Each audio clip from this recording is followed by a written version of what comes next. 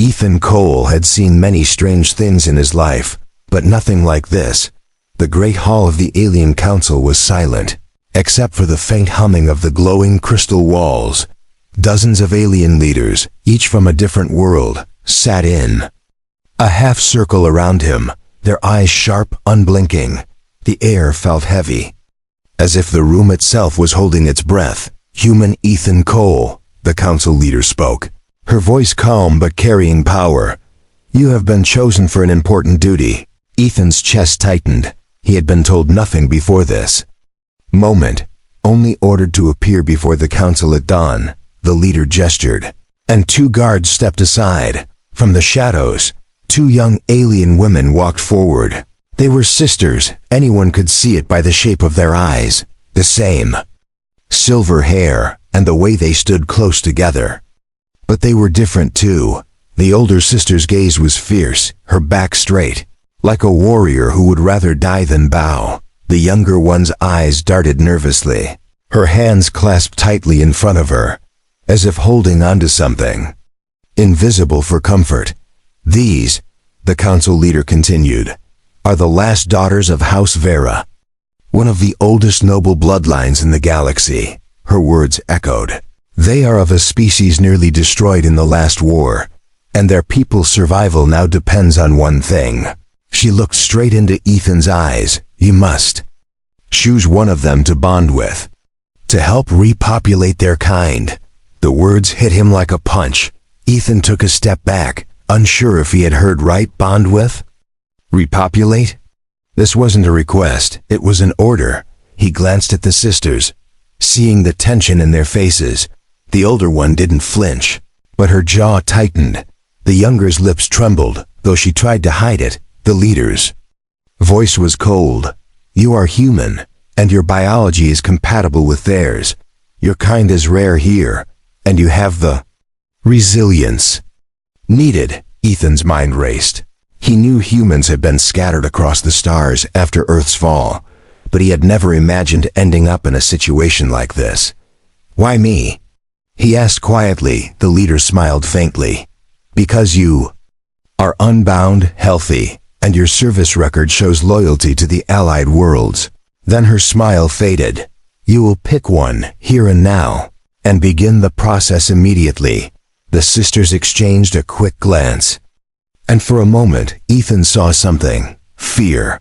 Not for themselves, but for each other. He realized they weren't just standing together because they were close.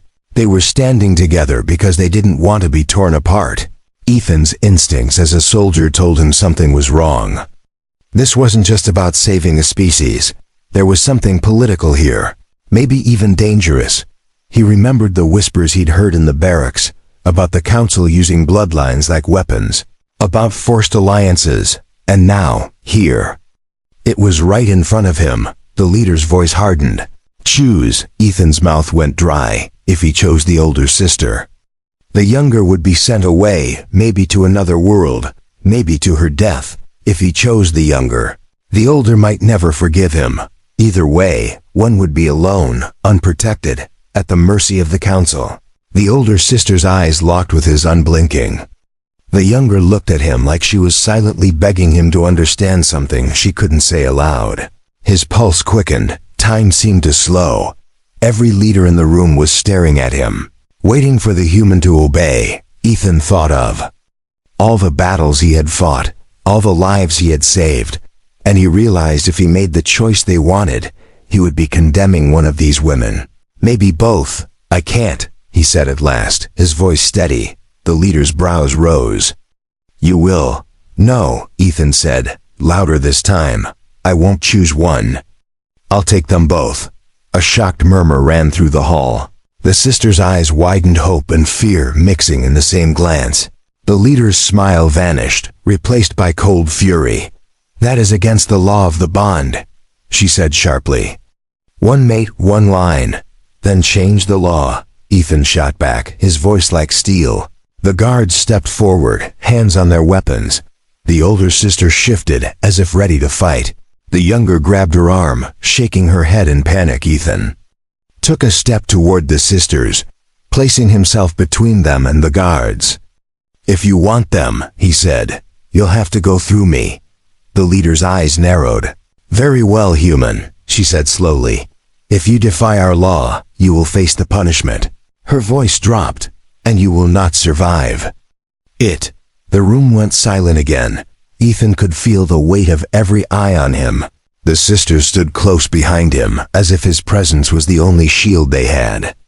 And for the first time in years, Ethan knew exactly where he stood. This was no longer the council's decision. This was war. Asterisk. The great doors of the council hall closed behind Ethan with a heavy thud. 2 guards marched at his side, their long spears glowing faintly at the tips.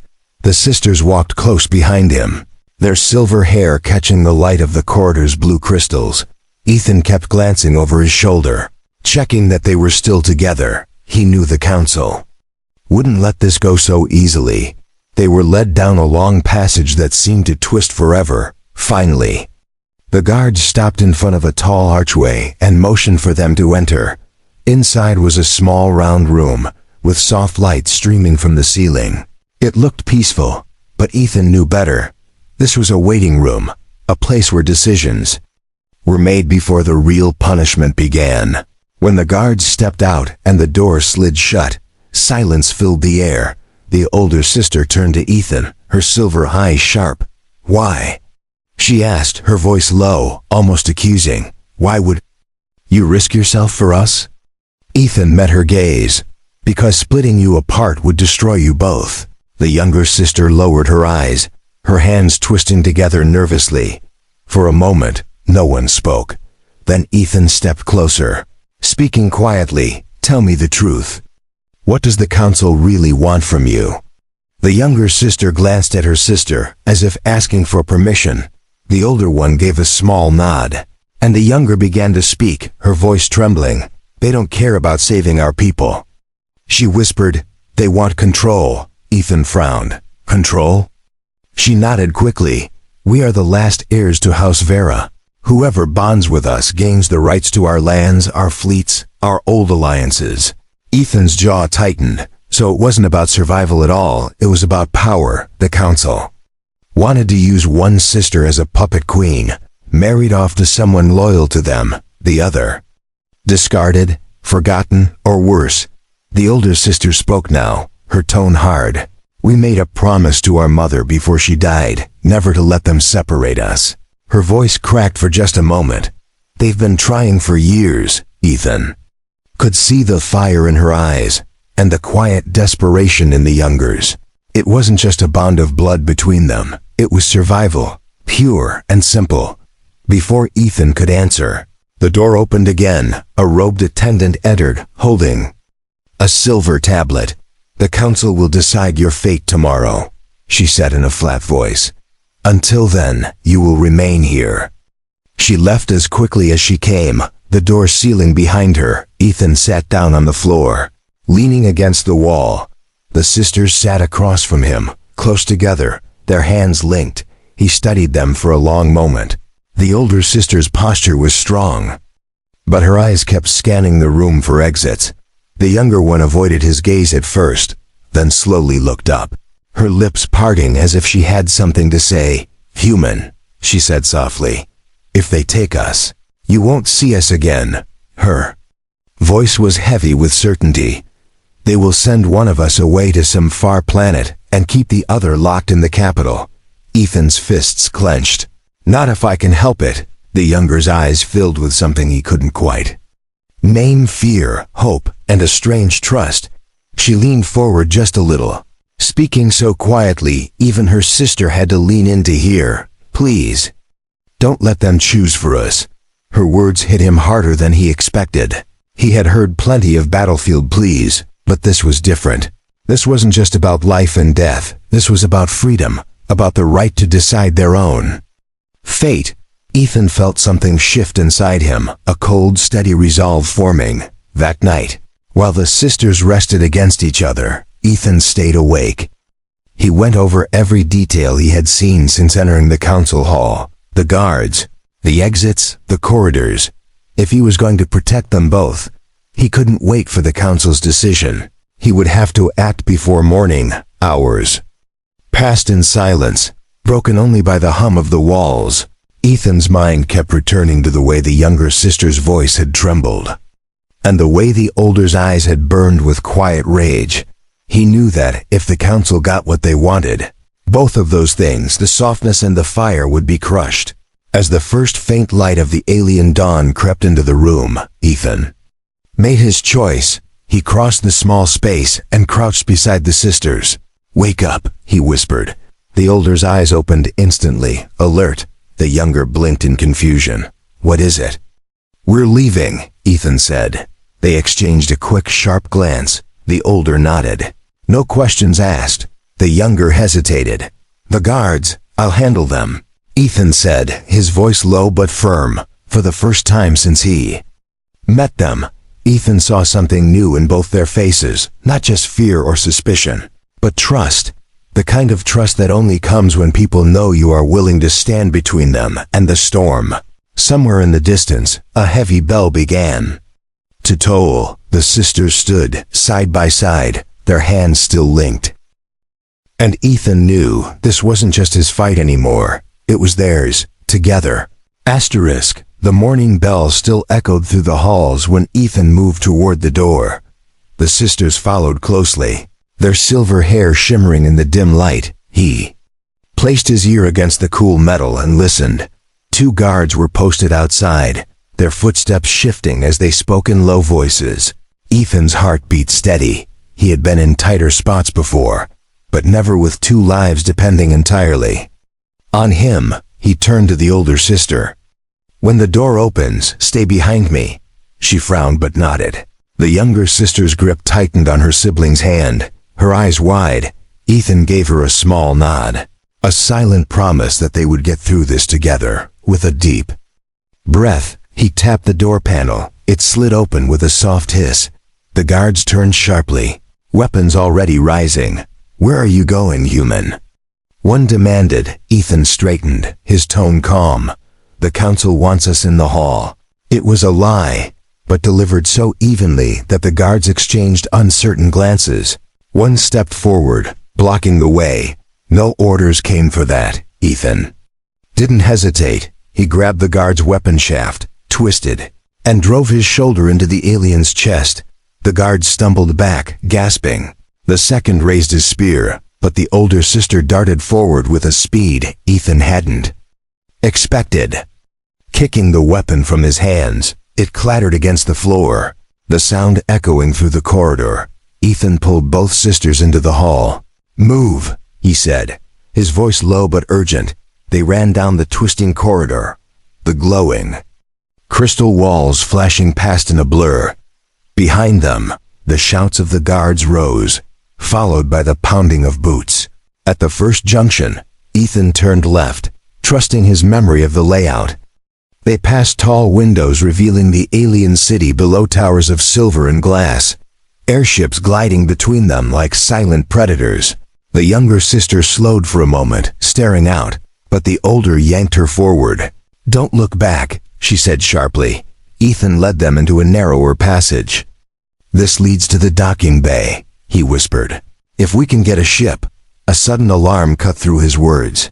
The corridor lights turned red, the hum of the walls deepening into a warning tone. "They've sealed the main exits," the older sister said, her jaw tight. Ethan scanned the walls, looking for another way. At the end of the hall was a service hatch, small but big enough for them to crawl through. He pried it open and gestured for the sisters to go first. The younger hesitated, looking back at him. "Go," he urged. She nodded and crawled inside. Followed by her sister, Ethan squeezed in after them, closing the hatch behind. The service tunnel was dark and narrow, forcing them to move on hands and knees. The air smelled faintly of metal and coolant. Every sound seemed louder in the confined space. The scrape of knees, the soft breaths, the distant thud of pursuit. Ethan kept his voice low. "We'll come out near the bay, but it'll be guarded." The older sister's reply was firm. "Then we fight." After several minutes, they reached a grate. Ethan peered through it, opened into a storage area beside the docking platforms. No guards in sight. Only rows of cargo crates and the faint glow of engines beyond. He pushed the grate aside and dropped down, helping the sisters out one by one. They crept between the crates, moving toward the nearest ship. It was small, sleek, with the markings of a civilian transport, perfect for slipping away unnoticed if they could reach it. But before they could take another step, a voice rang out, "Stop right there." 4 armed guards stepped from behind the crates, weapons raised. Ethan positioned himself in front of the sisters. The leader of the group smirked. "The council says you refuse to choose." Ethan's voice was steady. "I choose both." The smirk faded, replaced by cold hostility. "That's against our law," the guard spat. "Then your law is wrong," Ethan shot back. The first shot came without warning, a stun blast that hissed past Ethan's shoulder. He lunged forward, tackling the nearest guard, twisting the weapon from his grip. The older sister dove for another guard, slamming his head into a crate. The younger stayed close to the wall, her eyes scanning for a way out. In the chaos, Ethan grabbed the older sister's arm and jerked his head toward the ship. They ran for it, the younger already sprinting ahead. Blasts scorched the floor at their heels. Ethan fired the stolen weapon behind them, forcing the guards to dive for cover. They reached the boarding ramp and scrambled inside. Ethan hit the hatch controls, sealing it shut as the older sister dropped into the pilot's seat without hesitation. "You can fly this?" Ethan asked. She shot him a sharp look. "Can you breathe?" Engines roared to life, the ship lifting from the platform just as more guards flooded into the bay. As they shot into the sky, the younger sister finally let out the breath she'd been holding. Ethan glanced at her, noticing the faint smile tugging at her lips. But outside, patrol ships were already turning to intercept. The older sister's voice was grim. "We're not safe yet." Ethan looked out at the alien city shrinking below them. He knew this was only the beginning. By breaking the council's rule, he had just declared war, and war was something he understood all too well. Asterisk. The ship's engines howled as it tore through the pale blue skies of Vera Prime. Behind them, 3 council patrol craft gave chase, their sharp, winged frames cutting through the clouds like hunting blades. The older sister's hands flew over the controls, every movement confident and precise. The younger sister sat beside her, glancing nervously at the scanners as dots representing enemy ships crept closer. Ethan stood between them, bracing himself against the shaking deck, his eyes fixed on the readouts. "They're faster than us," the younger whispered, her voice tight. Ethan's jaw set. "But we're smarter." The older sister shot him a quick look. "Then tell me something clever, human, because in 2 minutes they'll be on our tail." The city was vanishing beneath them now, replaced by the shimmering surface of an endless silver ocean. The patrol ships spread out, one climbing high, the others flanking low. "They're hurting us," Ethan said, his voice low. "They want to push us into open space where reinforcements can intercept." The older sister's silver eyes narrowed. "Then we don't go where they want us to." She banked the ship sharply to the left, dropping low toward the ocean. The hull shuddered as they skimmed the waves, spray striking the viewports. The younger sister clung to her seat. "We can't outrun them forever."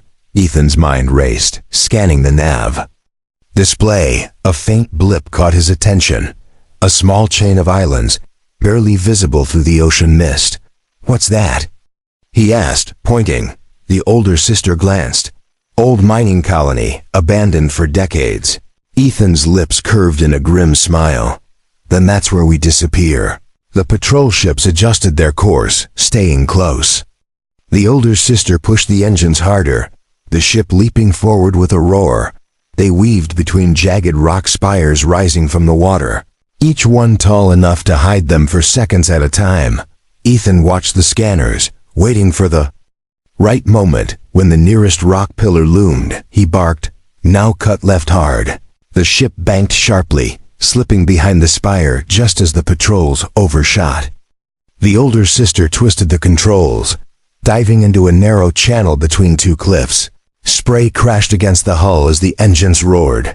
For a moment, The scanner showed nothing, then the dots reappeared. Closing in. They've got sensors, the younger muttered. Ethan cursed under his breath. Then we need to give them something to chase.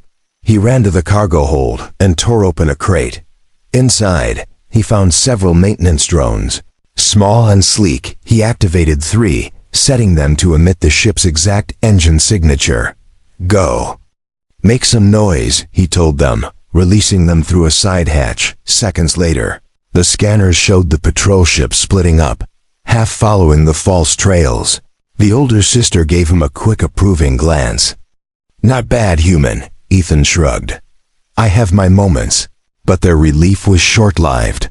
The youngest patrol craft ignored the drones and stayed on their true path.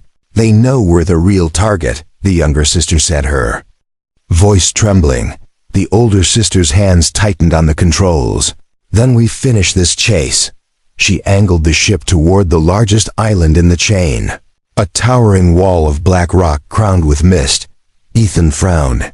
That thing's solid. Where are we going? Her lips curved into the faintest smirk. You'll see. At the last possible second, she banked hard and dove straight toward the cliffs. The younger sister gasped. We're going to crash. But the rock face shimmered, revealing a hidden energy field. The ship passed through.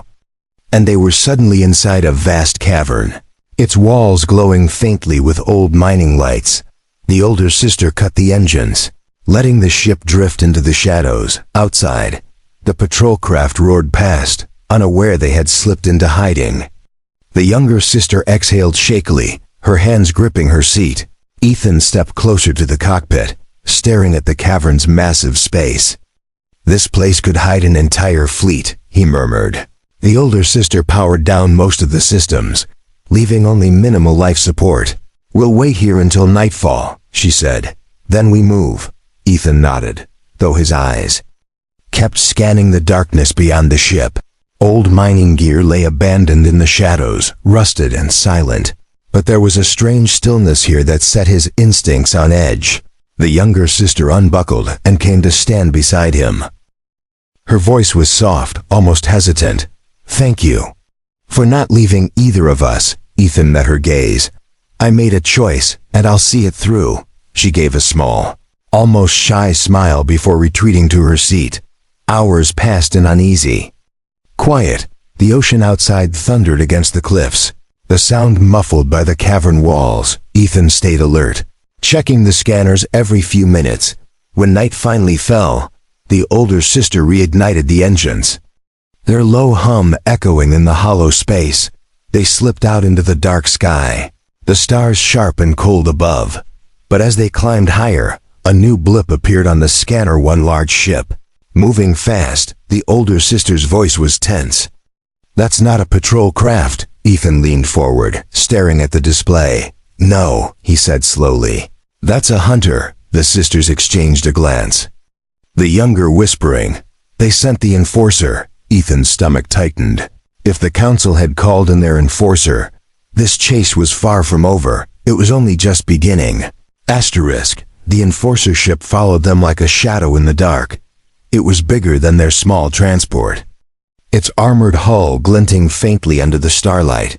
Every time the older sister shifted their course, the enforcer matched it perfectly, never losing ground. The younger sister sat at the co-pilot seat, her hands tight on the edges, eyes flicking.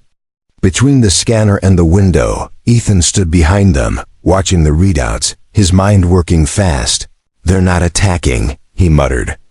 They're waiting. The older sister didn't look away from the controls. For what? Ethan's eyes narrowed. For us to get tired, to make a mistake. She gave a short, humorless laugh. Then they'll be waiting a long time. But Ethan knew fuel wasn't infinite. Neither was luck. The enforcer could follow them for days, even weeks, and strike when they were weakest. He moved to the back of the ship, checking supplies. There were only a few crates of rations, a half-empty water tank, and limited medical gear. If this turned into a long chase, they'd be in trouble. Hours passed, the stars shifting slowly outside. The constant hum of the engines filled the small cabin. The older sister never took her Eyes from the stars ahead, the younger sister finally spoke, her voice soft. "We can't keep running forever." Ethan looked at her. "Then we make them stop chasing." The older sister glanced over her shoulder. "How?" He gave a faint smile. "By making ourselves harder to catch than we already are." When the next small moon appeared on the nav map, Ethan pointed to it. "It has a thin atmosphere and a lot of caves. We land there, rest, and make repairs." The older sister hesitated. "If we land, we could be trapped." Ethan's tone was steady. "If we don't rest, we'll be dead before we reach safety." The ship descended toward the rocky moon. Its surface was covered in jagged cliffs and deep craters. They slipped into one of the craters, hiding the ship under a natural overhang. The engines powered down, leaving only silence and the distant hum of the moon's thin wind. Inside, they finally relaxed a little. The younger sister curled up in one corner, rubbing her arms against the chill. Ethan grabbed a blanket from storage and draped it over her shoulders. She looked up at him with wide eyes. "You're different," she said softly. Ethan tilted his head. "Different? Most would only protect one of us," she whispered. "You protect both." The older sister was watching from the cockpit. Her tone was softer than usual when she spoke. "We've seen many humans, Ethan, but none like you," Ethan gave a small shrug. "Maybe you've only met the wrong ones." They shared a small meal together, dry rations and a bit of water. The warmth of the food wasn't much, but the quiet moment made it feel like more. The younger sister even smiled once, a shy, quick thing that faded almost as soon as it appeared. Ethan noticed, but didn't say anything. Later, while the sisters rested, Ethan walked outside onto the moon's surface. The sky above was filled with stars, the enforcer ship nowhere in sight. He took a deep breath of the thin, cold air through his suit's filter. He knew this peace wouldn't last. When he stepped back inside, he found the older sister awake, sitting by the controls. She didn't turn when she spoke. "Do you know what happens if they catch us?" Ethan's voice was calm. "I can guess. They'll force one of us into a political bond," she said, "and kill the other quietly, so there's no rival claim." Ethan walked closer, his voice low. "That's why I won't let them take either of you." She finally looked at him, her silver eyes steady. "That's a dangerous promise." He smiled faintly. "I've made dangerous promises before." A sharp beep from the console cut through their moment. The younger sister stirred, her eyes opening sleepily. Ethan moved to the controls, checking the scanner. A faint blip was moving toward their location. The enforcer. "They found us," he said. The older sister's hands moved fast, powering up the ship. The engines rumbled, vibrations running through the floor. "Strap in," she ordered. Ethan helped the younger sister secure her harness, then dropped into the seat behind them. The enforcer came in low, its weapons charging. Before it could fire, the older sister launched them from the crater.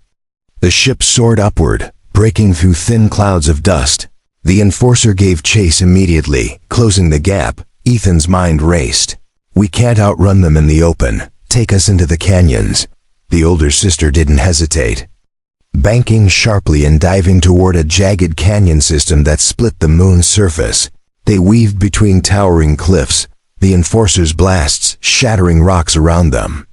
The younger sister cried out as a beam scorched the wing, but the older kept flying, her hands steady. Ethan moved to the gun controls, firing back with short, sharp bursts. The shots didn't pierce the enforcer's armor, but they forced it to keep distance. Finally, they burst from the canyon's far end, the stars ahead open and clear. The enforcer was still behind, but further back now. Ethan leaned forward, his voice firm. "Head for the asteroid field. We'll lose them there." The older sister set course, engines screaming. The younger sister glanced at Ethan, her voice quiet but certain. "We will make it, won't we?" Ethan met her gaze. "As long as we're together, yes." The asteroid field loomed ahead, massive stones drifting in slow, deadly silence, and for the first time, Ethan realized something. The bond between them wasn't just about survival. Anymore, it was about trust, about choosing to stand together no matter the cost. Asterisk, the asteroid field loomed ahead like a floating graveyard. Massive rocks drifted slowly through the void, their surfaces jagged and sharp, some were as small as a hover car, others the size of entire cities. The older sister guided their ship toward the outer edge. Her hands steady on the controls, Ethan stood behind her, watching the scanner as the enforcer followed close behind. "They won't risk chasing us in there," the younger sister whispered. Hopefully, Ethan shook his head. "They will. They're too determined to stop us." And sure enough, the enforcer didn't slow. It slipped into the asteroid field after them, its massive hull weaving between drifting rocks with surprising grace. The older sister's silver eyes narrowed. "They're better pilots than I thought." Ethan leaned closer to her, pointing to a cluster of huge asteroids ahead. "If we can get them into that choke point, we might have a chance to shake them." Her lips curved into the faintest smirk. "Or crush them." She pushed the throttle, the ship darting forward. Through narrow gaps between the spinning stones, shadows and sunlight flashed over the cockpit as they weaved and dove. The younger sister clutched the seat, her breath coming fast. Every near miss sent small fragments of rock clattering against the hull. Ethan's mind worked quickly. Asteroids this big had weak gravity pockets, pulling smaller rocks into unstable orbits. If timed right, those drifting stones could be turned into weapons. He moved to the weapon console, switching the guns to manual control. "Tell me when you're ready to make them follow exactly where we want," he said. The older sister angled toward a narrow corridor between two massive asteroids. The enforcer followed, its heavy cannons glowing as they charged. Ethan waited, his finger hovering over the trigger. "Now," she said. He fired at a cluster of smaller rocks clinging to the side of a larger asteroid. The blast broke them free, sending them spinning directly into the enforcer's path. The enemy ship swerved sharply, scraping against a nearby rock, sparks and debris flying into the void. But it recovered quickly, its engines flaring. "They're still coming," the younger sister said, her voice tight with fear. Ethan's jaw clenched. "Then we'll make the next hit count." They pushed deeper into the field, the asteroids growing denser. Some passed so close their ship's hull scraped against the icy stone, leaving faint streaks. The enforcer stayed behind them, slower now but still closing. The older sister's eyes scanned the path ahead, and then she saw it. A massive asteroid with a hollow interior, open on one side like a cave. "If we hide in there, they'll have to follow us in," she said. Ethan nodded slowly. "And if they do, we collapse the entrance." The younger sister's eyes widened. "We could be trapped too." Ethan gave her a reassuring look. "Not if we have another way out." The older sister brought the ship into the asteroid's cave, the interior lit only by the faint glow of distant stars filtering through the opening. The inside was huge, with tunnels branching off into darkness. Ethan quickly checked the map. There was a narrow exit tunnel on the far side, just wide enough for their ship. "Perfect," he said. "We'll lure them in, then slip out the back before we bring the whole thing down on them." They didn't have to wait long. The enforcer appeared at the mouth of the cave, its massive frame blocking most of the light. It slid inside slowly, weapons ready. Ethan moved to the controls for the ship's forward cannons, aiming at a weak section of the ceiling above the entrance. He looked at the older sister. "The second we're out, fire everything we've got at that spot." She nodded once, her face set in determination. "Hold on," she said, throwing the ship forward. They raced through the cavern, dodging jagged stone pillars. The enforcer followed, its engines thundering. In the enclosed space, the younger sister gripped her seat so tightly her knuckles turned pale. Ethan kept his eyes on the tunnel ahead. "Almost there," he called. They shot through the narrow exit tunnel, the hull scraping along the rock. The moment they cleared the opening, Ethan shouted. Now, the older sister spun the ship, unleashing a barrage of cannon fire into the weak ceiling. The asteroid groaned, massive cracks spreading like spiderwebs. Then the entrance collapsed in a roar of rock and dust. Sealing the enforcer inside, for a moment, there was only silence. The younger sister let out a shaky laugh of relief. "We did it." Ethan shook his head slowly. "We bought time, that's all." He knew ships like the enforcer could cut their way out eventually, but for now, they were free. The older sister turned the ship toward open space, her voice calm but firm. "We need to find somewhere safer, somewhere the council can't reach us." Ethan nodded. "And we'll find it together." The younger sister smiled faintly. "As long as we stay together, we'll make it." But even as they left the asteroid field behind, Ethan's instincts told him something else. The enforcer wasn't the only danger out there. The council had more hunters, more traps, and their journey was far from over. Asterisk, the stars stretched endlessly ahead, cold and silent. The older sister guided their small ship through the dark, every movement steady and sure. The younger sister sat beside her, leaning slightly forward as if searching the void for danger. Ethan stood behind them, his hands resting on the back of the pilot's seat, eyes scanning the long-range scanner. They had escaped the enforcer's trap, but the danger wasn't gone. Ethan knew the council wouldn't give up. They had too much at stake, too much power to lose if the sisters stayed free. Still, for now, the space ahead was clear. It was the first breath of peace they had tasted in days. "Where do we go now?" the younger sister asked quietly. Her voice carried both hope and fear. The older sister didn't take her eyes from the stars. "Somewhere far, somewhere they don't control." Ethan nodded. "We can't just keep running. We need a place where you can live without looking over your shoulders." The ship's nav computer blinked with a faint signal, a small, uncharted moon orbiting a dying star. Its atmosphere was thin but breathable, its surface green in patches, no settlements, no transmissions. The perfect hiding place. Hours later, they descended through pale clouds. The land below was quiet rolling hills, tall silver trees swaying in a gentle wind. A narrow river cut through the valley, reflecting the dim light of the fading sun. The older sister landed the ship near the riverbank, the engines powering down with a soft hum. For the first time since fleeing the council, silence felt safe. Ethan stepped out first, breathing in the cool, clean air. It smelled of grass and rain, a sharp contrast to the stale, recycled air of the ship. The sisters followed, their silver hair catching the sunlight. The younger sister crouched to touch the grass, her fingers brushing over it like she wasn't sure it was real. The older sister stood beside Ethan, scanning the horizon. "This place, it feels untouched," she said softly. They began unloading supplies from the ship. A few crates of food, water tanks, blankets and tools. Ethan found an old shelter kit in the cargo hold, collapsible walls, and a roof that could be assembled. In an hour, the three of them worked together, their movements wordless but in sync. By the time the sun dipped low, a small but sturdy shelter stood by the river. That night, they sat by a small fire outside.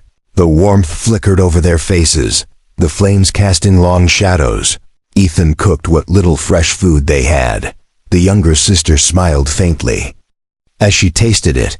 "Better than ration packs." Ethan chuckled.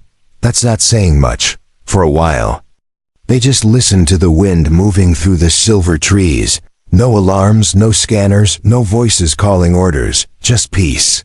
But Ethan knew it was only temporary. "I'll set up perimeter sensors tomorrow," he said quietly.